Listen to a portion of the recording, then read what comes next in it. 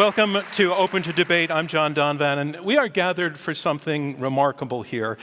A meeting between two men who disagree fiercely across an issue that has fiercely divided so many of us within families and on college campuses. And for that alone, for their courage in coming to the same stage, let us congratulate them at the outset, because we know how rare it is in our currently hyper-polarized culture for opposing viewpoints to be heard, spoken aloud, and in competition with each other under the same roof. But that is the essence of debate, and that is the value that we promote at Open to Debate. And so it is an honor to be here at New York's venerable Adler Hall, a crown jewel of the New York Society for Ethical Culture, where we cannot and we will not forget how the war in Gaza is steeped in pain and outrage and fear and anger. It's why this debate matters, and it's why it is natural to take sides, even necessary to take sides. But listening to the other side, which these debaters will be called to do with one another, and which I hope you will do as members of the audience just by being here, that may be a first step, at least in understanding how and why and exactly why we disagree.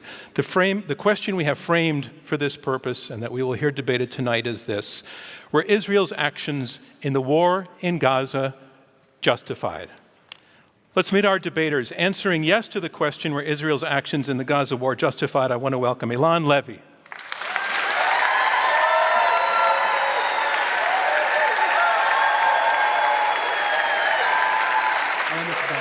Thank you.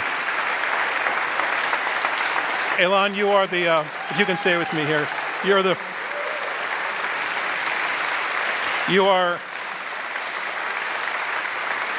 the former spokesperson for Israel in the October 7th War, co-founder of the Israeli Citizen Spokesperson's Office, host of the State of a Nation podcast. Welcome to Open to Debate.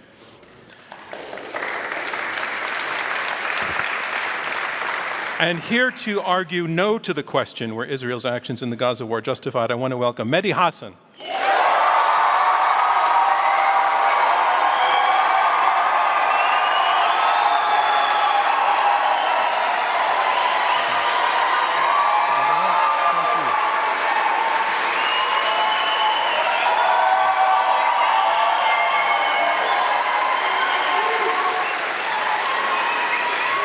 Mehdi, you are founder, editor-in-chief, and CEO of Zeteo, host of Al Jazeera's Head to Head, an award-winning journalist. Welcome to Open to Debate. Thank you for having me. And gentlemen, thanks each of you for being here tonight. Let's start it with a handshake, and then we can begin the debate. Glad to take this offline. Thank you.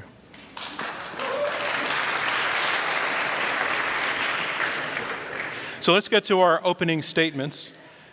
We want each of you to take a few minutes to explain why you're answering yes or no to our question, were Israel's actions in the Gaza war justified?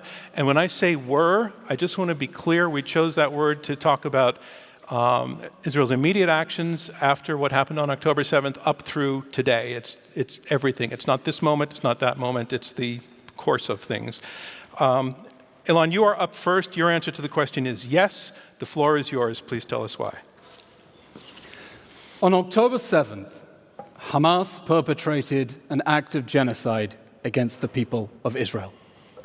Its death squads invaded with a clear mission: to massacre as many people as they could, as sadistically as they could, and to take survivors as hostages.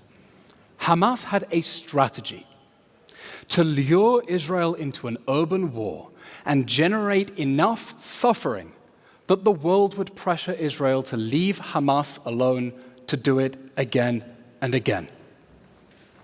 Hamas slaughtered 1,200 people on that day at a music festival and in their beds. They cremated little children alive. They perpetrated barbaric acts of sexual violence. They beheaded, tortured, and mutilated their victims alive and dead, and they did it with glee. And then they took over 250 hostages, including little children, paraded them through the streets of Gaza to jeering crowds, hid them in tunnels and homes where they are being starved and tortured and raped and executed. It was the deadliest terror attack in world history after 9/11, the bloodiest massacre of Jews since the Holocaust, and the opening shot of the Iranian regime's regional war against Israel on 7 fronts. At this point, Israel faced a choice, as Hamas immediately threatened to do it again and again until Israel was destroyed. To do nothing, or to do something. Both would have consequences. Doing nothing meant letting Hamas get away with October 7th, leave it free to do it again and again, only this time with thousands of dangerous terrorists released from jail and with its popularity skyrocketing. That's not an option. Doing something meant targeting Hamas's terrorists in accordance with international law in order to dismantle their ability to wage war and live out that threat to do it again and again. That was the choice that Israel faced after October 7th. Now, after October 7th, that campaign to bring Hamas down and bring the hostages home was the only moral response. Hamas exists for the sake of war, and for the sake of peace, it must go. Let me explain Israel's strategy. Israel's strategy is to get civilians out of harm's way so that it can target Hamas's terrorist infrastructure under their feet. Hamas's strategy is to keep civilians in harm's way so that it can use them to shield their military infrastructure. Israel left Gaza in 2005 and never wanted to go back, but Hamas seized power 2 years later, started firing rockets at our cities, and rigged Gaza's urban landscape for war. They dug a network of military tunnels 1.5 times longer than New York subway under homes and schools and hospitals. They booby-trapped tens of thousands of buildings. They started firing rockets at our homes and our towns from inside their schools and their hospitals. In response, Israel's actions are to target Hamas's terrorists and to take unprecedented efforts to keep their civilians safe from their own leader's sick strategy to sacrifice them on the altar of jihad. That's why it keeps repeatedly urging them to get out of harm's way from Hamas strongholds and flooding the area with over 1 million tons of aid, because it keeps saying this is a war against Hamas, not the people of Gaza. Now, the suffering of my neighbors in Gaza is horrific.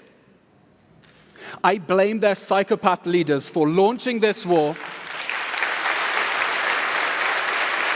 fighting it inside civilian areas, and refusing to release the hostages and surrender.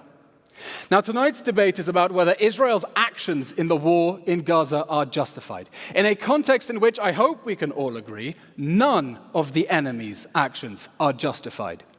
Because we are fighting a jihadist army that has as much respect for humanity and law as Mehdi Hasan has for the truth. Mehdi may say, I condemn Hamas's acts on October 7th, but he will not condemn its strategy because he is part of its strategy. Hamas is counting on its defense attorney to shield it from the consequences of the war that it started and deflect blame onto Israel so it can do October 7th again, maybe because they share a goal that Israel shouldn't exist. Mehdi Hasan will say tonight that October 7th does not justify Israel's actions in this horrible war. My question then is this. Eylon, I'm sorry, your time is up. What does October 7th? I'm sorry, your time is up. Thank you. Mehdi?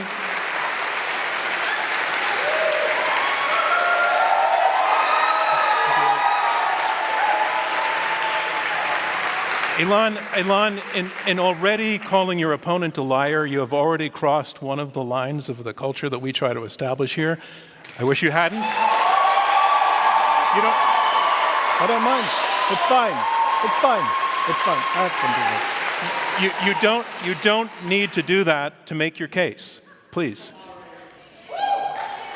Mehdi Hasan, you are answering no in answer to the question, were Israel's actions in the Gaza war justified? All right, so, ladies and gentlemen, the question, were they justified? Were the actions justified? And it would be great if you didn't feel the need to respond to the personal attack, because it'll waste time. We'll decide when we get there, John. Were they justified?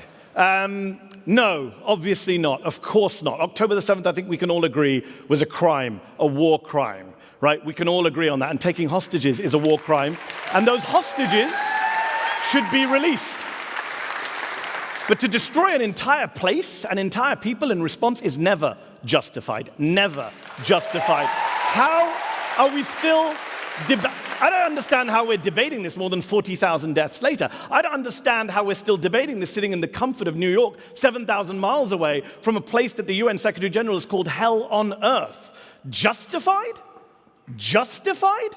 Was Israel justified in carrying out one of the most intense civilian punishment campaigns in history, according to Dr. Robert Pape at the University of Chicago, dropping 500-pound bombs, 1,000-pound bombs, 2,000-pound bombs on schools, hospitals, universities, bookstores, libraries, mosques, churches, refugee camps, apartment buildings, cemeteries, destroying a higher percentage of buildings in northern Gaza than the Allies destroyed in Dresden during World War II, reducing Gaza to 42 million tons of rubble while they got people out of the way?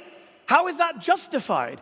Dropping a bomb, for example, on a 6-story apartment building in central Gaza last October, killing more than 100 people inside, including more than 50 children, with no Hamas target in sight, according to Human Rights Watch, with no explanation offered by the Israeli military. Even till today, was that justified, Eylon? Was Israel justified in telling people to go to safe zones and then bombing them and killing them in those safe zones? According to NBC, there were 7 deadly airstrikes between January and April in areas that the Israeli military had specifically designated as safe zones, killing Palestinian civilians like Sabrine Sakani, who was 30 weeks pregnant at the time. She was killed in a safe zone in April. Her little baby, newborn baby, died less than a week later. Was that justified too, Eylon? Was Israel justified in killing a record number of kids in Gaza, 16,000 children, turning Gaza into what the UN has called a graveyard for children, according to Save the Children, killing more kids in the first 3 weeks that were killed globally in each of the past 4 years, killing little kids like 6-year-old Hind Rajab and her 15-year-old sister Leanne, firing 335 bullets into the car they were in. 335 bullets. And then killing the 2 paramedics who went to try and rescue them. Was that justified too, Eylon? Was Israel justified in killing a record number of aid workers in Gaza? Right? A record number. Targeting again and again, systematically, car by car, according to Chef Jose Andres. A specifically, explicitly marked World Central Kitchen aid convoy killing 7 aid workers in the process. Was that justified? Was Israel justified in starving the people of Gaza, using food and water as a weapon of war, to quote both the EU and Oxfam? Was Israel justified in blocking aid trucks from going into Gaza simply because they carry things like crutches, nail clippers, and even chocolate croissants, according to the Washington Post? Was Israel justified in raping, sodomizing Palestinian detainees who were charged with no crimes whatsoever? Putting hot rods up their rectums, amputating their limbs, according to CNN and the New York Times. Was that rape and torture justified, Eylon? Israel, according to the ICC chief prosecutor, who put out a statement calling for the arrest of Eylon's former boss, Benjamin Netanyahu, said that Israel may have military goals, legitimate goals, but the way they're carried out, killing innocent people, starving people, is criminal, he said. Criminal, think about that. Eylon Levy is a former spokesperson for a man who the ICC chief prosecutor once arrested for war crimes. Eylon himself has produced a number of lies, sorry, John, in service of those war crimes. He has a bunch of tweets still up tonight which say that babies were beheaded on October the 7th, babies were baked in ovens, babies were ripped from their mother's wombs. October 7th was bad enough, but Eylon had to exaggerate it for atrocity purposes. Those tweets are still up. Why would you trust anything this man says to you tonight? Look, he's here. He's here to gaslight you, to defend the indefensible, to excuse the inexcusable, to justify the unjustifiable, but you don't need to. Tonight you can choose to be on the side not of cruelty, not of criminality, but on the side of the innocent people of Gaza who are being killed as we speak tonight, as we speak, by Eylon's former colleagues in the Israeli military on the orders of Eylon's former bosses in the Israeli government. So yes, I choose to oppose this horrific and homicidal motion. Thank you.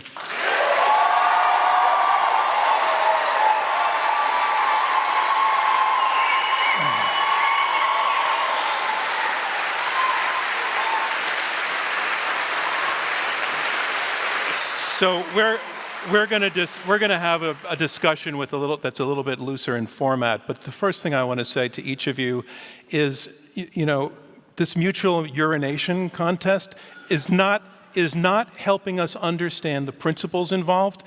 All right, you think he tells untruths, you think he tells untruths. You don't need to keep hitting that point, I hope, to make your argument. And again, it's not what we're about. Eylon, I heard you in your opening statement say that the only moral response was for Israel to try to take Hamas down and to get the hostages home.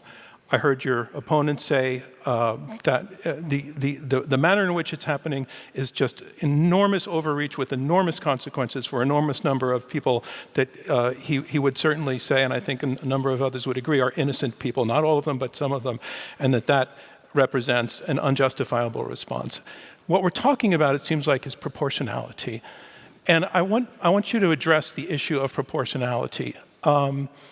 This has been calculated in a number of ways. People have said that, as you said, it was the worst terrorist attack since September 11th, 2001. But others would say that the number of people killed on both sides is wildly out of balance and therefore disproportionate. There's an issue to be discussed here. There's a principle to be discussed here, and that's proportionality. And what, in your view, justifies the proportionality that Israel has stepped up to in its response? And again, because I want things to move back and forth, I'll probably jump in on you after about 90 seconds, just so you have a sense. Israel's response is proportionate to the threat that we face, which is the threat of annihilation. After perpetrating the savage atrocities of October 7th, the first thing Hamas did was deny that it did them. The second thing that it did was to threaten to do it again and again until Israel is destroyed. That is what is at stake. If this war ends with Hamas free, emboldened and empowered to perpetrate more October 7th massacres, thinking that the world will keep saving it from the wars that it started. Now, proportionality is a term in international law. It doesn't mean that if they kill 1,000 people, you kill 1,000 people and call it quits. It means that for each strike, the anticipated collateral damage, the damage to civilians, cannot be excessive to the anticipated military goal. And your argument is that has been the principle Israel has observed. Every military expert who has observed Israel's military efforts, including just recently in the Times, the Deputy Supreme Commander of NATO, has said that Israel is fighting in the most complicated urban battlefield that the world has ever seen, and he's satisfied that its rules of engagement and standard procedures are at least as rigorous as the UK and other Western allies. That's the former Deputy Supreme Commander of NATO. Mehdi. So I actually want to agree. I want to agree with something Eylon said. Proportionality is a difficult subject, and we shouldn't talk about this in abstract. X number here, Y number there. Let's talk specifics. The problem with a lot of spokespersons of Israel, they want to talk in abstract. I want to talk in specifics. So if we talk about proportionality, we talk about discrimination, we talk about war crimes. Last October, shortly after October 7th, Israeli forces struck a 3-story residential building in Gaza City. They killed 15 members of the Al-Dos family, 7 children. According to Amnesty International, the survivors say no warnings. Eylon told us there were warnings. No warnings were given to evacuate. Amnesty found no evidence of any military targets in the area, and Israel to this day has offered no explanation for that strike. So for the dead Al-Dos family members, Eylon, can you tell us why they were killed? Mr. Hasan, the IDF does not owe you immediate answers, and the fact that Amnesty speaks to local witnesses intimidated by Hamas does not mean that there was not a military target. But was there? Because Israel has never said there was a military target. Hamas booby-trapped 40% of Gaza's buildings. It dug tunnels underneath homes and schools. We're back to generalities, Eylon. No, not Why did generalities. you kill 15 members of the Al-Dos family? I do not know, and I do not need to explain every single strike. You do. That's what you're here today. Mehdi, no, Mr. Hasan. Because in this war, Israel is seeking to neutralize the threat of a terrorist army that has a deliberate strategy. I'm going to have to get the mic cut switched, innocent please. Civilians. Thank you. Sorry, go ahead. Hamas has a deliberate strategy of sacrificing its innocent civilians, and this is a strategy that you are enabling by always deflecting blame onto Israel instead of considering the real question of why Hamas built its military assets into civilian areas. Under international law, Israel is obligated to give precaution where those feasible precautions are possible. Okay, and it has done that by let Mehdi come in, please. urging. I need to say 2 things. To be clear. To be clear.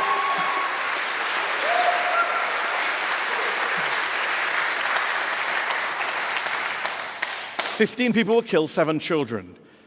You were spokesperson for the Israeli government at the time. Israel has never given an explanation. When you say, I do not need to explain myself, you literally do. You were the spokesperson for the government that committed a war crime, and you came to a debate tonight to defend war crimes. So you literally do.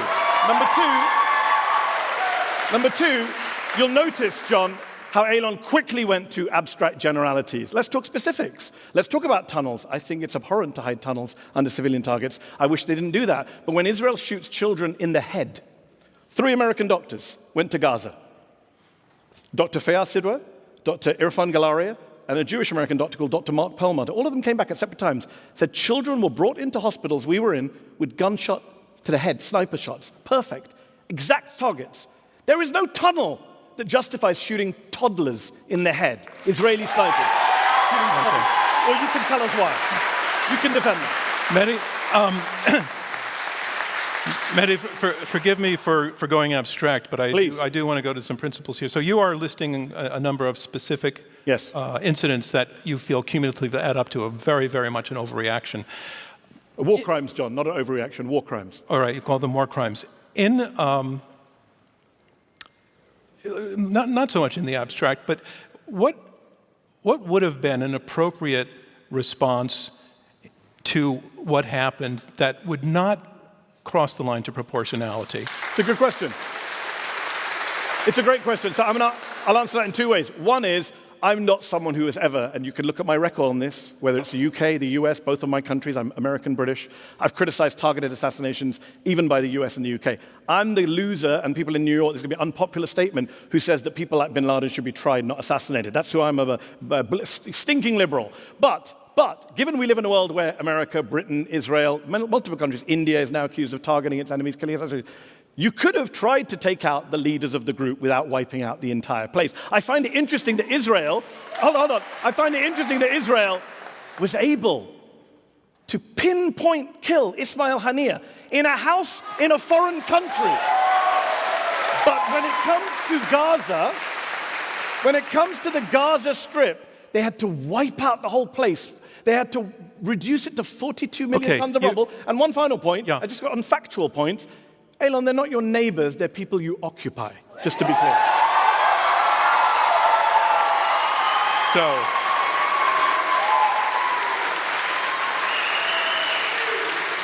I'm hoping you'll let point number 2 slide, and please take on point number 1. Mehdi's saying that there would have been a self-defense response that he feels might have been more appropriate, that he also feels would have been within the capability of the Israeli military. What's your response to that? Notice the general pattern of argumentation we're seeing here. Gosh, October 7th was terrible. Hamas shouldn't have done that. Gosh, Hamas built tunnels under schools and hospitals. It shouldn't have done that. The question is what Israel may legitimately do once No, that's not the question I asked you. No, but I'm explaining. It's what you did. And his response. It's what you did. And Mr. Hassan's response is, well, if Israel could take out a terrorist leader thousands of miles away who wasn't expecting that he could be targeted, surely it can reach the terrorists who are hiding inside a bunker under a hospital, probably surrounded by hostages as human shields. Hamas rigged the battlefield. Hamas rigged the battlefield to shield its military assets under civilians, and it left Israel with no option of getting to those leaders. Okay, no option, no other option. No option is what your opponent is saying. So first of all, as we've discussed, and I'm here all night, Eylon can take his time, they killed 15 members of the DOS family, 7 children. We can continue this at the reception afterwards if you want. And I'll happily ask you, why did the government that you served in kill 15 innocent people in an apartment building? Hold on, this is very important, because there's no evidence Hamas was there. He's not even tried to make that claim. Mehdi, just in the interest of time, you've asked it. It's become a rhetorical question. It's crucial to the argument. He's saying there was no tunnels. When he says there was no other option, what is your response to that? Well, no one in the world agrees with that. That's why Israel's become a pariah in the world, because even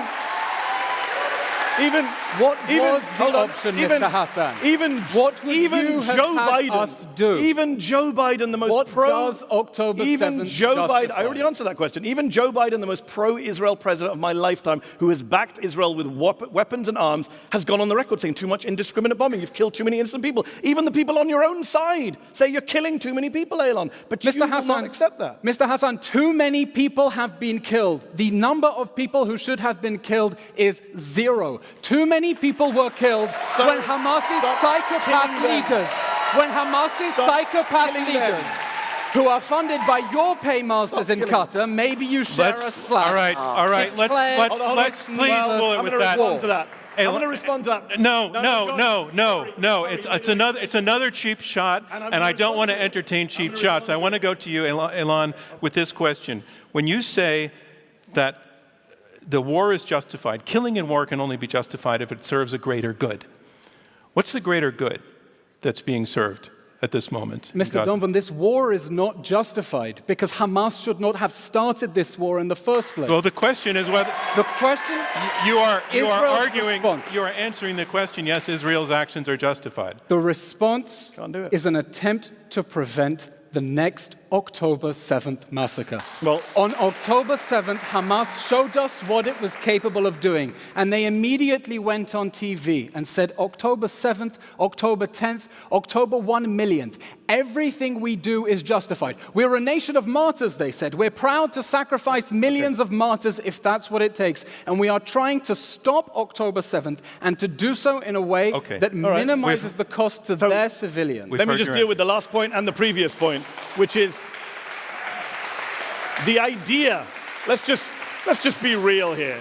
And a lot of military experts say this, but you don't even need military experts. You just need common sense. The idea that you prevent another October the 7th or that you destroy Hamas by making tens of thousands of Palestinian children orphans is insane. It doesn't protect Israel.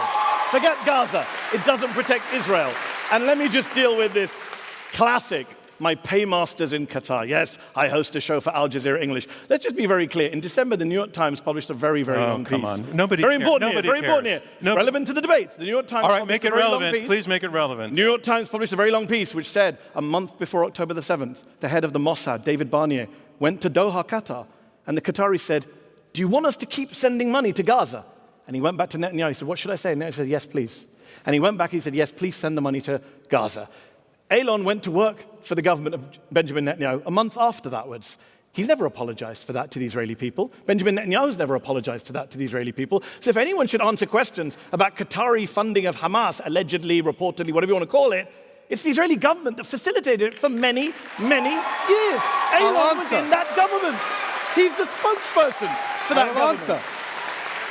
It was a terrible mistake to allow Qatari money into Gaza on the mistaken belief that if we improve civilian life in Gaza, create jobs, create opportunity, Hamas's psychopath leaders won't launch this war. They went straight on TV and said, "We tricked the Israelis. We made them think that we were concerned about the civilians in Gaza, all the while we were taking that money to build the tunnels and the weapons and the rockets we are firing at Israel." If we had known, Mr. Hassan, what Hamas was going to do on October 7th, perhaps we should have started a preemptive war to eliminate that threat before they could have burned the cement of children alive on October 7th. But we didn't. Okay. Hamas tricked us, Time out. and we won't repeat the same mistake again. Time out.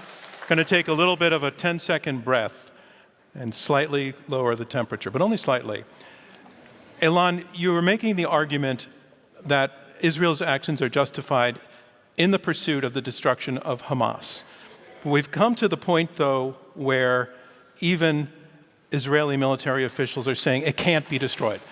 Therefore, what happens to that argument that the justification is the destruction of Hamas if it's an organization, a movement that can't be destroyed? Of course Hamas can be removed from power, just like ISIS was removed from power. ISIS is now a terrorist organization that is trying to blow up concerts in Austria. It no longer controls territory the size of Austria. Following this war, we cannot allow the Hamas terrorist regime, it's not an organization, it's a terror regime and a terror army, to regroup, restock, rearm, and keep shooting rockets at our towns while it is still holding civilians. It is a regime that must be removed from power because we know exactly what it wants to do if given half a chance, and that is to do October 7th again and again. And Israel's war, Mr. Hassan, I'll yield the stage to you and ask you, eliminating the Hamas terror regime, removing it from power, a legitimate military objective, yes or no? Of course it's a legitimate military objective for Israel. And that's what I quoted the ICC chief prosecutor saying, but you're doing a very bad job of it. What's interesting... Do I understand that after October 7th... What John do said, I understand? No, because I want to clarify and understand we're on the same page. You want to clarify, the guy who can't answer why you killed 15 civilians. No, I want to understand that we are on the same page. Do you agree that I'll answer your after questions October when you 7th, answer mine. it was legitimate for Israel to remove the Hamas terror regime in order to prevent another October 7th? It's a yes or no question, Mr. Hassan. No, it's not. It's a loaded question. I'm going to say it was legitimate for Israel to defend its citizens inside of Israel. It's not legitimate to occupy Palestinian territory for decades on end. And let me answer... Can I actually answer what you came to me for? If I can rebut... Let me answer John's question. Let me answer Eylon, you've had about 2 or 3 minutes in a row. Go ahead, You asked a please. very interesting question of Eylon. You pointed out that he keeps saying, notice the sleight of hand. You said that he said, and he said it many times, not just here, Hamas should be destroyed. When you asked him, Israeli military experts in general say it can't be destroyed. Notice what Eylon said? He said, remove from power. Quickly move the goalpost there. Because he knows that Hamas can't be destroyed by these means. In fact, the former head of Israel's military... said from the very beginning... The former head of Israel's military, who was a member of Netanyahu's war cabinet, he said earlier this year, quote, anyone who says you can destroy Hamas is telling tall tales. So it's not me calling Eylon Levy a liar. It's the former head of the Israeli military. Mr. Hassan, from the beginning, Israel has said that its goals are to remove Hamas from power and dismantle its ability to wage war again, and to live up its threat of repeat October 7th. And that is why I ask you, after October 7th, was it legitimate for Israel to remove Hamas from power in order to eliminate the threat of repeat October 7th? Yes or no? Very simple answer. Israel has the right to defend its citizens in its territory. It doesn't have a right to be an occupier. It doesn't have a right to... Let me finish the point, because you think they're your neighbors. The International Court of Justice says Gaza and the West Bank are occupied. They've been occupied every day since 1967. You did not withdraw in 2005. You blockaded, I'd like to explain. I'd like to explain what the purpose here is of the legal fiction. And I've already answered the question, Eylon. I've made the point that even if I was an Israeli general trying to destroy Hamas, killing thousands of innocent people only helps Hamas. Every terrorism expert in the world says you're a recruiting sergeant for extremist groups when you go and kill innocent civilians. Mr. Hassan, whether this war... Time out, Eylon,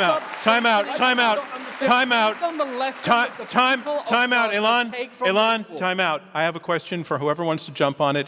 Is Israel's war in Gaza making Israel more secure? When this war began, Hamas had a fearsome missile arsenal that rained thousands of missiles on our cities. I had to keep running into a rocket shelter. Israel has now eliminated the threat of rocket fire from Gaza. It has cut off its smuggling routes.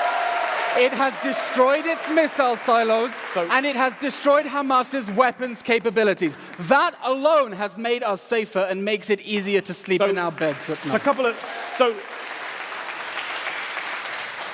Three quick things. Number one, the Israelis went to Supreme Court recently, and they were having an argument in Israel's Supreme Court, and they put in the official filing that we do not control Gaza. Even after all this time, Hamas is still in control of lots of parts of Gaza. So they say the honest stuff when you're not looking. It's true. Number two, I interviewed Eylon recently, former head of Shin Bet, former Israeli admiral. He said very explicitly, Israel will not be safe until we give Palestinians freedom. This is his words, not my words. And number three, I'm glad you had a bomb shelter to protect you, because the Al-Dos family in Gaza did not have a bomb shelter to protect them. Okay. Another question. We have not yet talked about the hostages, and we should. Is Israel's action in Gaza going to is it for the benefit of the hostages? Absolutely. Israel is fighting to bring the hostages home while Hamas is starving and torturing and raping them. We managed in November, because Hamas was being clobbered and it wanted a breather. They released nearly half of the hostages. We've sent in special forces to rescue hostages in raids my opponent has condemned. Israel is fighting to put the military pressure on Hamas to release the hostages, but Hamas doesn't want to release the hostages. And the reason it doesn't want to release the hostages is that it knows that the longer this war goes on and the more suffering it generates among its own people in Gaza, the more it advances its own goal of isolating Israel. And Mr. Hassan, it pains me that you do not seem to realize the role that you play within Hamas's strategy when you deflect blame onto Israel, never demand any accountability Never demand any accountability from the Hamas regime. When you know that Hamas's goal is to maximize suffering, you give it a reason to drag on this war. If you want it to let the hostages go, you should tell of all Qatar the nonsense to you've said pressure tonight, Hamas to free the hostages. of all the demonstrably untrue things you've said tonight, this is the big one. So apparently, if you want a deal to end the war, you're enabling Hamas's strategy. No. That's what you just said. No, I'm I did enabling not. Hamas's strategy. But you have systematically undermined every leverage Israel has to free the hostages. You know who's undermining? Stop pretending Can I you answer care the about question? the hostages. Of the two of us, hold on. Of the two of us, whose strategy has released more hostages, mine or yours? Because I supported a ceasefire. And we got, hold on. Our strategy. Your strategy is to give cover for Hamas's war crime. Eylon, let him finish, please. Over 100 hostages were released last November in the pause, in the ceasefire deal. A lot of Israelis wanted that to continue. Hostages' families wanted that to continue. Yes. Can I finish my answer? Netanyahu said no. In fact, I interviewed Zahiro Moore, whose uncle Avraham Munda was horribly killed in Gaza. Zahiro Moore, by the way, was arrested today. He's been arrested and attacked by the Israeli government that Eylon served in multiple times. He said to me, Netanyahu and the government that Eylon was part of, always choose the wrong way. Ever since October the 8th, everything they do is directed at not getting the hostages back. That is the plain truth. That is the nephew of a hostage. They don't want you to hear about the hostages. Eylon and people like Eylon use the hostages as political pawns. The hostages' families are standing on the streets of Tel Aviv opposing the Netanyahu government, calling for a ceasefire, calling for a deal. They don't like Eylon Levy. They don't support Eylon. Mr. Hasan, how many hostage rallies have you spoken at? How many hostages' mothers have you embraced and hugged them and told them, I will here for you whatever you need? I was at Central Park. I was at Central Park last Sunday at the rally for the hostages. You were not. Mr. Hasan, if you really care about the hostages, let me ask you, I have a spare hostage pin here. If you want to show them you care, you're welcome to put it on your platform. All right, this is fantastic. Let's go. So, put it on. Show them you care. Show them you care. I am in daily contact with the hostage families. I tell them I will do whatever it takes to help you get your kids home. Show them you care and stop trying to exploit the hostages' suffering. Eylon, allow him to respond. You've got your bit of stagecraft. Please take it. Let's be clear. You saw the very, very performative outrage there from Eylon there. To be clear, don't you lecture me about hostages when your government has killed more hostages than it has rescued. That's on you. That's on you. And that is on Hamas. That's this. That is on Hamas.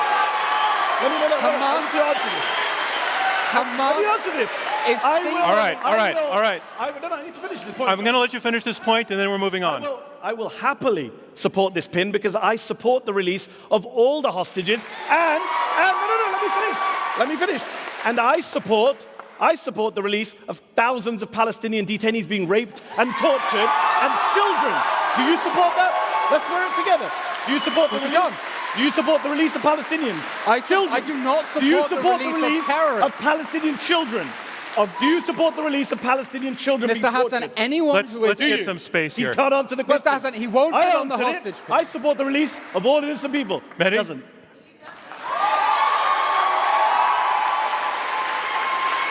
That's all you've got. Once Eylon. again. Gimmicks. Once again. All you've got. All right. I have one more question before we pivot to some questions from some journalists who are joining us, and I want to talk about America's involvement in this situation. The U.S. has been largely supporting Israel. If the war in Israel is unjustified, that implicates the U.S. in an unjust war. If the war is justified, then we have an ally that requires our help. Which is it? I'm sorry, I didn't hear the question. We have, it's about U.S. involvement in the war. If the war is unjustified, that implicates the U.S. in an unjust war. If it's justified, we have an ally that requires our help. When this war began, President Biden said that Israel is facing sheer, pure, unadulterated evil. It was so obvious in the moment of shock after October 7th that for Israel to defend itself, it has to dismantle the Hamas terror regime, that President Barack Obama said we must stand by our ally Israel as it dismantles Hamas. The United States has made valuable support to Israel in its goal of bringing down the Hamas regime. What we need is pressure on Hamas and its patrons, Qatar, Turkey, and Iran, to let the hostages go. That pressure has not been forthcoming. I mean,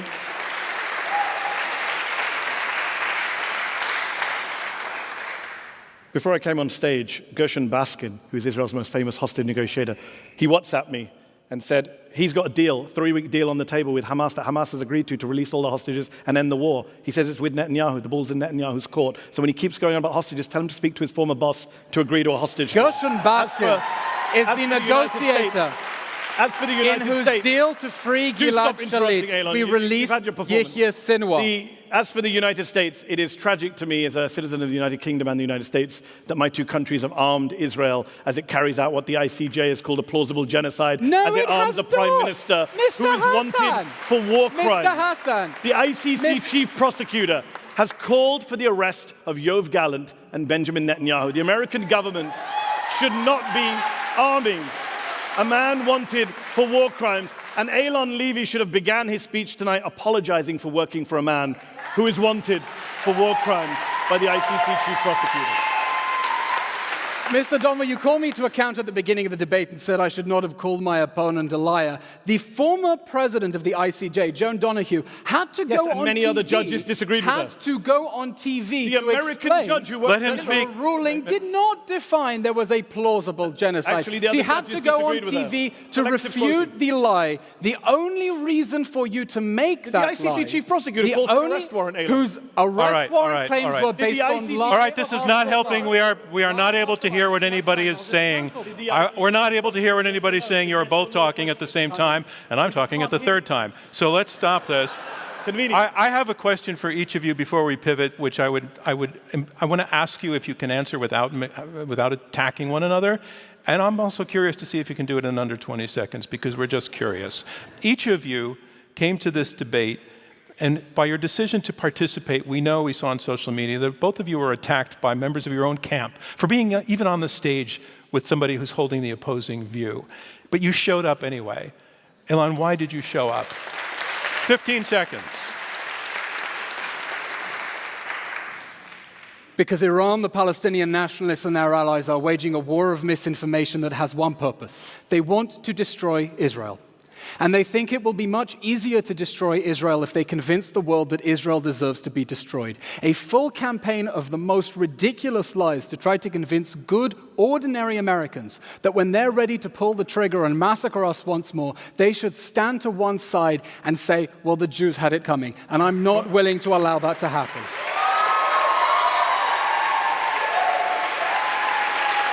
You recall the question? Statement. Sorry? Okay, just a 20-second answer. Yeah. I mean, look, I believe that what is happening in Gaza, the killing of 16,000 children, the genocide in Gaza is the great moral tragedy of our time, the great crime of our time. And I will go almost anywhere and take a stage with almost anyone to try and bring that war to an end and convince people that the war needs to end now. May I add something? No, we have to move forward. All right, we're going to bring in some other voices now. We have some journalists. We have 4 journalists who are each going to ask one, I hope, very short question. There are people who have been writing about the area for a long time, particularly about the situation now, and they are certainly not monolithic in their own views. I first want to go to Peter Beinart. He's a journalist who's written for Time, the New York Times, the Atlantic. He's former editor of the New Republic and editor-at-large of Jewish Currents. Peter, if you can stand up. There's a microphone, I believe, in the aisle for you, and ask your incredibly short question. Thank you. Eylon, you suggested that the goal of the war was to depose Hamas from power, but on October 11th, Benjamin Netanyahu said the goal of the war was to destroy Hamas. On October 12th, Yoav Gallant said, the defense minister said the goal was to wipe it from the earth, because I think they understood that even deposing Hamas would not necessarily make Hamas less of a fearsome threat. The Taliban didn't become less of a fearsome threat to the United States once they stopped holding power. Saddam and his forces didn't become less of a fearsome threat once they no longer held power. They recognized that winning this war meant destroying Hamas. And yet your own former colleague, Daniel Hagari, Peter, the IDF what's your spokesman, question? said it's not possible. To be clear, I'd like you to be on the record. Do you think it's possible to destroy Hamas, or were Netanyahu and Gallant wrong? I believe it is possible to remove the Hamas terror regime from power.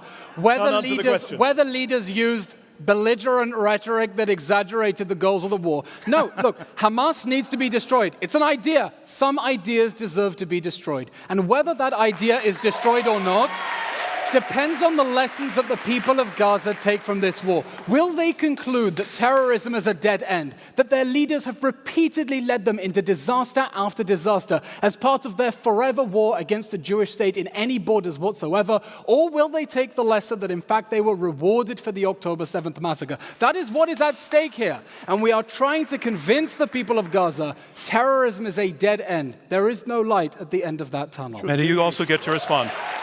You can respond. Want me to answer?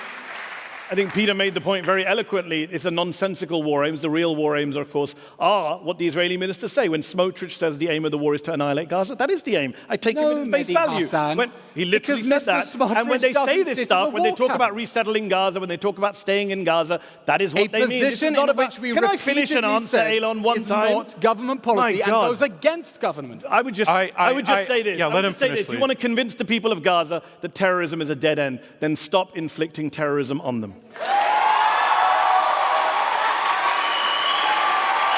Every accusation is a confession, Mehdi.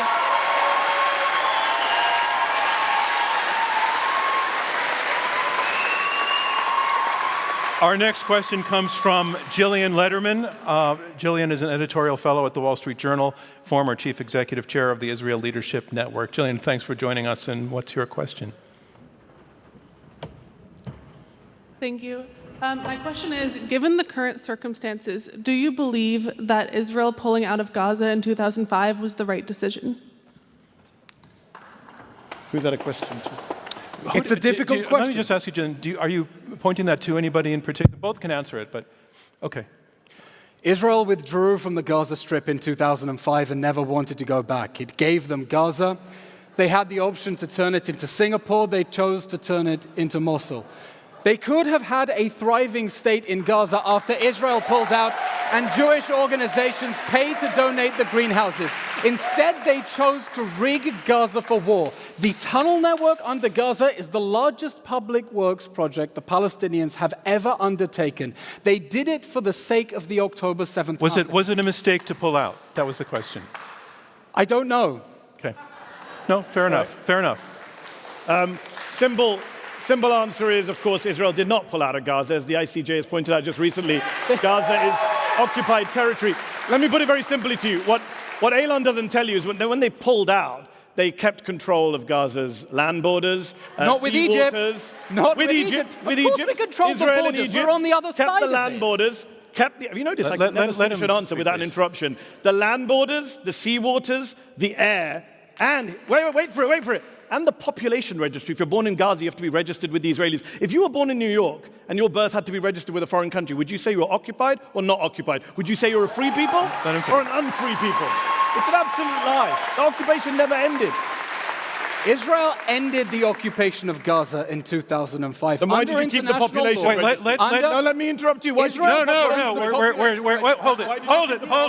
Hold it. We are done with the interruptions. It's just destructive. So you go. The population registry isn't an interesting question because Israel runs it in cooperation with the PA as part of the Oslo Accords. Hamas is free to run its own population registry because it has effective control inside Gaza. Under international law, occupation requires the effective control of territory. Everywhere in the world, it is understood to mean boots on the ground. And the only reason to fabricate a new standard to say that just because Israel doesn't allow Hamas to build an Ismail Haniyeh International Airport means that it is occupied is as part of a campaign to try to make Israel responsible for civilians in Gaza so Hamas can take the resources and funnel them into the war machine. We're losing sight of the question. Very briefly. Eylon, a moment ago, A moment ago, you all heard him proudly quoting the former president of the ICJ. The ICJ literally, the other day, said Gaza is occupied. But Eylon and I went to the same university. We did the same degree.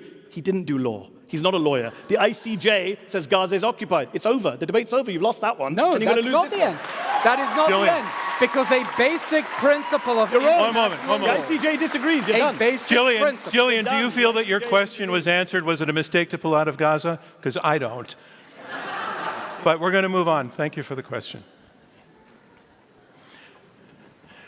It would be helpful, and I realize you're both very passionate and have a lot to say about this, but it would be helpful, at least at the beginning of your answers, to stick to the questions. I did. I said they didn't pull out because they never pulled out. I mean, Okay. I didn't accept the premise of the All right, fair enough. You Israel question. pulled No, 8,000 next up. settlers. Next up. It ripped people out of I their know. homes. I know. I was there. I witnessed it. He witnessed it, Mehdi. It happened. The part that you're talking about. Next up, we have Dean Obeidallah, a lawyer, a comedian, and a journalist who has hosted the Dean Obeidallah Show and a frequent commentator on CNN, MSNBC, and the Daily Beast. Dean, thanks for joining us. Thank you. I have a question for Eylon. You've defended everything the Israeli military has done, everything, and Mehdi's gone through it. My family lives in the West Bank. My question is there anything that you would condemn Israel for in terms of killing Palestinian Christians and Muslims, or are they all inhuman in your view and not worthy of any sympathy, dignity, or self-determination as a people? All right. Hang on a second. Hang on. I have an issue with the question. The first part of the question, is there anything you would condemn from Israel? Legitimate question. But the assumption that if he feels differently, that he has no sense of the humanity of Palestinians, is a bit of some baggage loaded into the question. So why don't you take the question? Is there anything that Israel is doing that you would condemn? I have gone on TV as a government spokesman when the army said that there was a particular mistake and a certain target should not have been hit. We fess up and admit our mistakes because that is what a responsible military should do. You can answer. Okay. But Israel is fighting an enemy whose use of war crimes is strategic and systematic. They're not investigated on Hamas's end. No one is ever called to account. Its use of war crimes against its own civilians while they hide behind them in their schools and hospitals to fire at us is strategic and systematic. And so I stand by my country as it fights to use proportionate force to dismantle the Hamas army of terror. Because yes, my neighbors are human. Okay, Because I want a better future. I have an important I have a very important humanity. technical program note. I've received a message that the audience clapping volume is so loud that in the recording, very frequently, it's been impossible to hear what our debaters are saying. And Don't clap. And so what I would like you to do is to clap in between their points. Let them finish and then go for it, please. The gentleman challenged my humanity and I would like to defend it. I tried to let this I go. want a future of peace between us and our neighbors. That cannot happen as long as the Hamas terror regime is in power. Okay. On the subject of, I'll wait for the applause. On the subject of Eylon's humanity, I asked him earlier if he supported the release of Palestinian children. He refused to say so. He can tonight. We'll all wear this pin. Let me say Mr. this on Hassan, the any West Bank. children? Let me say him this on the talk. West Bank. He cannot help but cherry pick the evidence. He cannot help but cherry pick the evidence. He just said a moment ago, he tried to gaslight you. He said, Hamas is never held to account. Actually, the chief prosecutor of the International Criminal Court gave out 5 arrest warrant requests. 3 for Hamas, 2 for Israel. I support all of those arrest warrant requests. Do you? Do you? Mr. Hassan. Do you? It's a yes or no question. Every single line. It's a yes or no question. Every single Do you line. support accountability for all of them? As the ICC Absolutely, has but asked for? you and what Do army? you support arrest warrants for you Netanyahu? Wait, now we I can't support hear what you're both accountability. Do you saying. support arrest warrants for Netanyahu? No, Oh. Mr. Hassan, because every so only single okay, go line, on side. every single line in the request some of us for are arrest consistent. warrants Wait a minute. by the prosecutor Mehdi, we of the can't hear ICC is based on lies, like the allegation of starvation, impossible to reconcile with over 1 million tons of aid that have There are entered literally Gaza 69 since the start trucks of this war. going in right Aboard now. more than That's a lie. 52,000 Gaslighting. trucks. 52,000 69 trucks right now. Did you know that? Mr. Hasan, 69 trucks, according to who? 15 aid agencies. Who are they Who should we quoting? believe? 15 aid Who are they agencies quoting? or you and All right. Netanyahu? Mr. Hasan, who are they Who should we quoting? believe? Mr. Hasan, 15 aid Mr. agencies Hasan, or you? these aid agencies are quoting UNRWA. The aid Do you agencies are believe that Hamas. UNRWA's statistics are accurate, yes or no? Actually, no. they're Excuse not. me, wait a minute, Because wait a minute, on wait a their minute, wait a minute, dashboard, wait a but minute. if you don't Wait know a their minute, statistics wait a are minute, accurate, not wait a quoting minute, UNRWA. wait a minute, That's a lie. wait a Sorry, minute. that's a lie. Is this helpful? Yes, for some, okay. Well, lies need to be stopped. I would just like to ask you to take turns Okay. and I'll wait. not talk at the same time. Got it. You're doing worse at waiting. Get better. Over 1 million tons of aid. Now, according to Mr. Hasan, I don't know what double-digit number he quoted, comes from UNRWA. UNRWA's own dashboard on its website says that this is an incomplete register of data, that it cannot monitor all the cargo going in. Israel is monitoring it. UNRWA is undercounting it by a factor of 10. That's how you get to the bizarre statements like imminent famine in Gaza, because the IPC Review Committee said that that assessment was based on not counting all of the trucks that have gone in. They literally undercounted trucks in order to make this horrific All right. allegation of starvation. So the Elon, entire Elon, your point is made. To the speech? Let's respond. So you just began the whole answer premised on a lie. It's not based on UNRWA statistics. It's based on their own experiences They do at not Israeli crossings. David Miliband, Eylon. David Miliband, a man you know, we're both British in front of this audience. David Miliband was the former foreign minister of the UK, very pro-Israeli politician, served under Blair and Brown, not some Palestinian lover. David Miliband said on CNN, our trucks are being stopped because they're finding a tiny little surgical scissor or a nail clipper and they're sending the trucks back. David Miliband is not some hater of Israel. Cindy McCain is the head of the World Food Program. She is the widow of the most pro-Israeli senator of my lifetime, John McCain. She has accused Israel of blocking aid trucks, killing aid workers, starving children. Cindy McCain is not UNRWA or Hamas. Dean, we are a long, long way from the question you asked. I don't know. That's bad moderating. I'm sorry that I... We have another question from John Levine. John is a political reporter for the Sunday New York Post. He has credits on CNN.com, The Atlantic, The Chronicle of Higher Education. John, thank you for joining us. And come on in with your question, if you could stand up. Mike. Okay. Thank you both for being here. My question is for Mehdi. I think it's an easy question, so I hope we can get a direct answer. I'd like to ask you about your new media startup, Zeteo. In May, Rolling Stone reported that John, this has got to be on the point we're debating. It relates to Qatar, which I believe was brought up in the debate. We're debating whether Right, Israel's actions were justified. That's not on point. I'm sorry, I got to pass on it. I'm happy to take the question. John, I'm happy to take the question. I'm happy to. We're not here to debate. We're not here to talk about your I'm happy to career. take the question. I know you are, and I'm not. So I'm sorry, John. If you want to come up with a question that's on point about Israel's actions in Gaza, go for it, please. Yeah, I can, because this is a debate where you ask questions.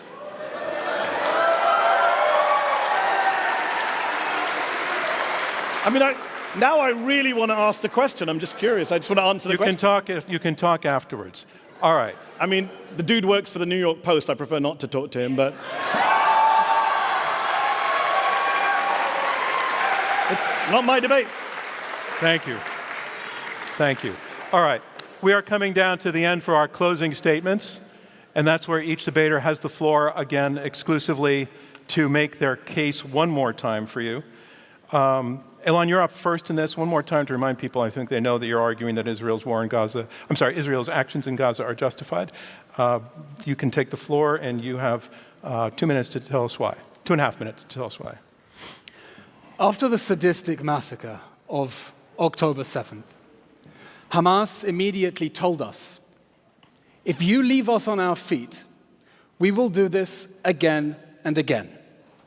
It wasn't enough to cremate little children. It wasn't enough to commit acts of gang rape, pedophilia, necrophilia. It wasn't enough to gag people, bind them, tie them to trees and strip them. They told us, we're coming for you. If you leave us on our feet, we will do this again and again. This war has been horrible. We have paid a horrific price for it. We are trying to prevent the threat of a repeat October 7th massacre.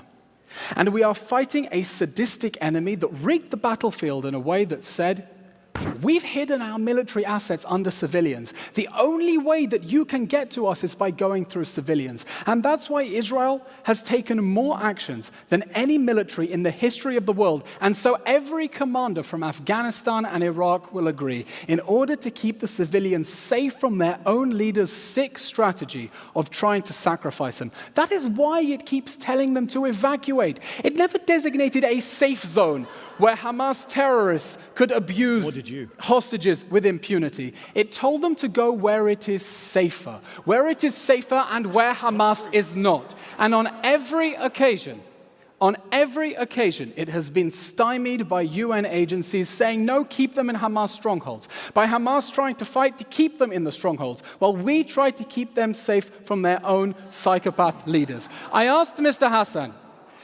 removing Hamas from power, legitimate, yes or no? And he wriggled out of it. He said, well, defending Israel is legitimate, but not the point you go into Gaza. Okay, his response, end the occupation. Let Hamas have an Ismail Haniyeh international airport. Let it have a Mohammed Dev naval base. There is nothing you can do with a terror regime that is sworn to your destruction, whose goals are legitimately genocidal.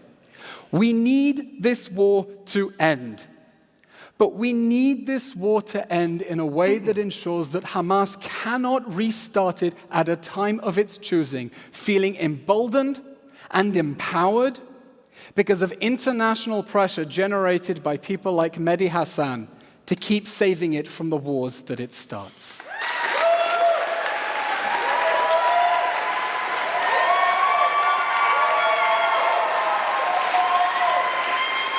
And I just need to say it.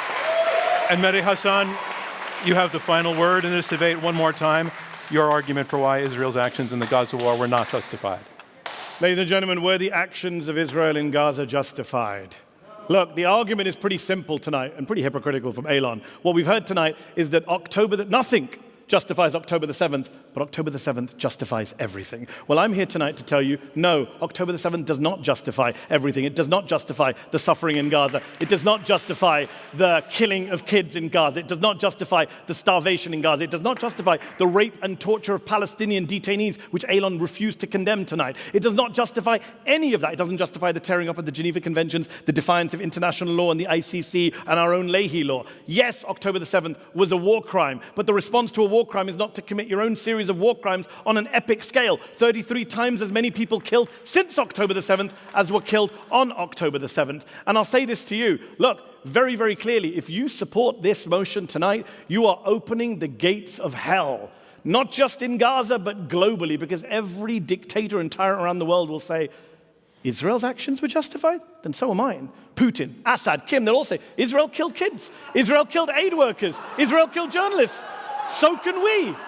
And I will be very clear. I will be very clear with you tonight. If you are here tonight, ladies and gents, if you're here tonight to defend what Israel's done, knowing full well what Israel has done, if you're defending the human suffering in Gaza, the amputation of little kids, if you're doing that in full knowledge, then you're not just here to defend the indefensible or justify the unjustifiable. I'm sorry, you're a sociopath. And I will say to you,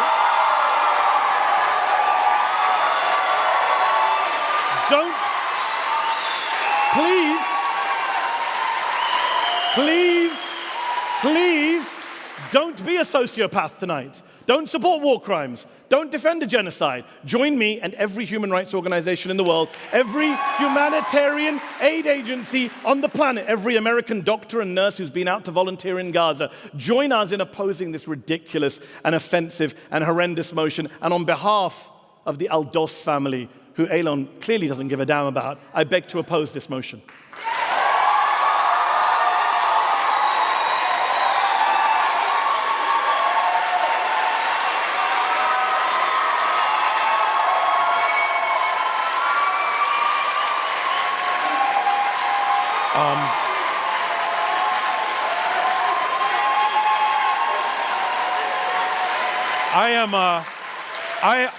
I am curious. Did anybody have their minds changed tonight by anything they heard? Wow. All right, thanks. John Levine. Yeah. So here's the thing. The reason I turned down John's question, we really try to preserve the integrity of what a debate is supposed to be, and it's supposed to be about the question, and it's supposed to stay on the question, it's supposed to avoid personal attacks. But you came all this way, and Mehdi would actually, it seems, like to answer the question, so go for it. This is an extra. You were accused of being in the pay of... Yeah. Eylon accused you of being in the pay of Qatar earlier. You took objection to that. I'd like you to be able to dispel that you're taking any money from Qatar by confirming that you're not taking money for Zateo for Qatar. Is Qatar funding Zateo? Yes or no? It's a great question, John, because you work as a media correspondent for the New York Post. No, I'm not. I'm answering your question. Patience. We waited for you. You're a media columnist for the New York Post, were you not? I'm a political reporter for the New York Post. You were at one time a media columnist. You should read the Washington Post interview that I did literally when Zateo was founded. And Jeremy Barr, an excellent reporter, slightly better one than you, he asked me that question. And I said, no, we haven't taken any money from foreign governments or foreign citizens. Every investor in Zateo is an American citizen, has nothing to do with Qatar. So nice try, better luck next time.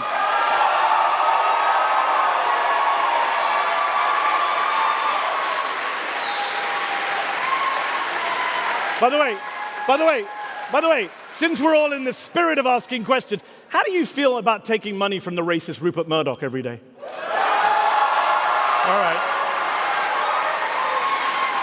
right. I regret taking that question. I regret the times this debate failed to be high-minded by two people whom I otherwise respect. And I want to say that concludes our debate.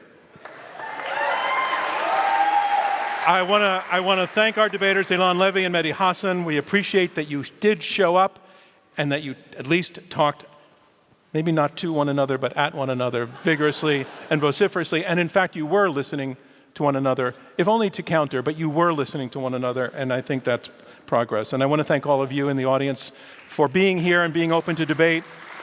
And I want to thank all of the journalists who joined us as well for moving the conversation in a more interesting direction. So that is a wrap on this debate. We're open to debate. I'm John Donvan. We'll see you next time.